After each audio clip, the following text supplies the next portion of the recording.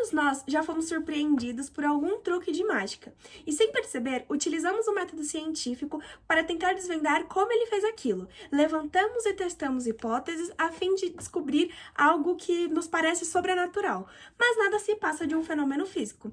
E foi exatamente um fenômeno físico que não deixou uma dúvida apenas no grupo, mas sim nas redes sociais, de como aquilo estava acontecendo. Nós fomos atrás para descobrir se aquilo era um fenômeno físico ou algo sobrenatural.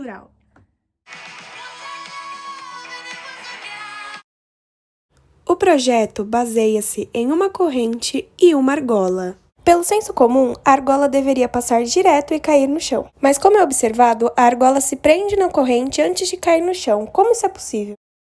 Ao passo que tentávamos descobrir uma resposta para a pergunta tão genérica de como ele fez isso, o grupo se perdeu ao meio de tantas variáveis e tantas formas distintas de realizar o experimento. Ao ver que não chegaríamos a lugar nenhum com tantas variáveis para responder a pergunta genérica, então resolvemos nos limitar a descobrir se existiria um tamanho mínimo de meia corrente para que um anel pudesse fazer o experimento funcionar. A priori, restringimos nossas variáveis utilizando 2 materiais de anéis com 3 diâmetros diferentes.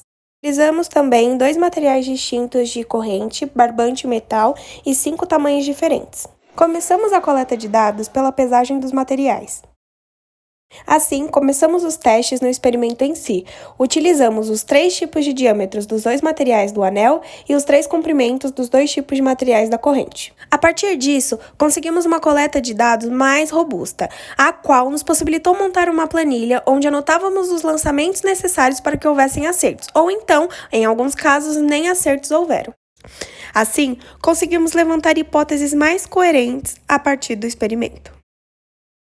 Uma das primeiras observações com os testes do experimento foi que a razão com que faz o anel prender a corrente daquela forma está diretamente ligada ao modo que ele é solto. Ou seja, como podemos ver nos vídeos, precisamos que um dedo se solte antes do outro, pois o anel irá rotacionar, causando um momento angular que, simplificadamente, será responsável em criar uma força restauradora na corrente que irá se prender ao anel.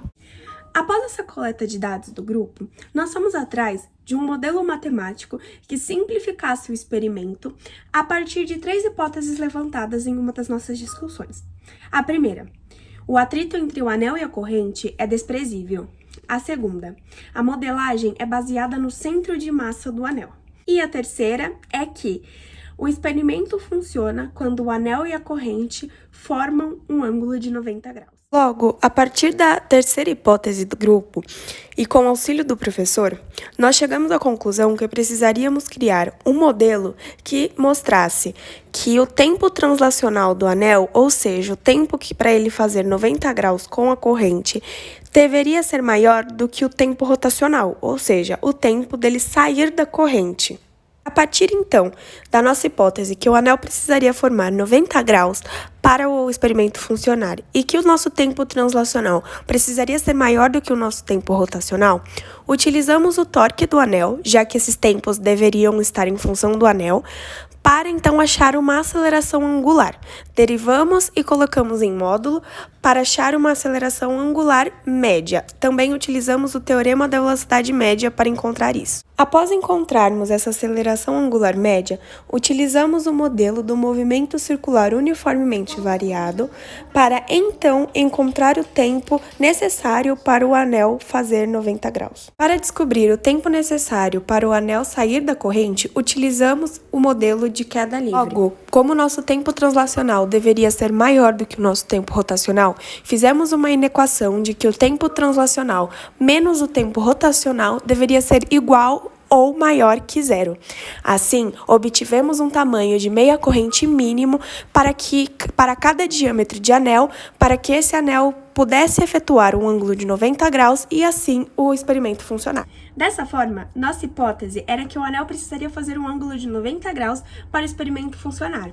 Assim, com leis clássicas de Newton, nós conseguimos encontrar um tamanho mínimo de meia corrente para cada diâmetro de anel, para que esse anel fizesse um ângulo de 90 graus e o experimento funcionasse. Caso esse tamanho da corrente fosse menor do que o tamanho mínimo, o anel apenas iria cair direto, pois ele não teria tempo de fazer os 90 90 graus e assim efetuar o fenômeno. Dessa forma, o grupo conclui o trabalho de BSN.